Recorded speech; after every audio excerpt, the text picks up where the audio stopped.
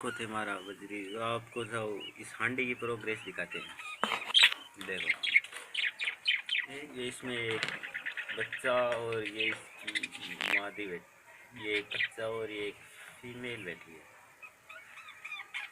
और इस हांडी को दिखाते हैं आपको। इसमें अभी तो कुछ भी नहीं है, पर शायद फीमेल ने इस हांडी को रोक लिया। और अब इस हांडी में आइए, ये देखिए, ये मादी बैठी, ये फीमेल बैठी हुई है और ये इसका बच्चा है। ये देखिए काफ़ी बड़ा हो गया है। इसके दो बच्चे अभी बाहर ही निकले हैं, थोड़े दिन पहले उसको किसी भाई मेरे से ले गया। और ये देखिए, ये फीमेल अंडों में बैठी हुई है। ये देखिए,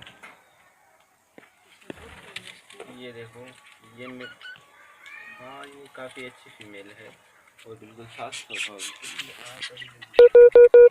और ये कुछ बच्चे और कुछ पेरेंट्स हैं यहाँ पे। और ये 2 महीने इसके अंदर रखे हैं। ये बहुत बदमाशी करते हैं कॉलोनी में, सारे दिन पूरे दिन कभी इधर कभी उधर, इसलिए मैंने।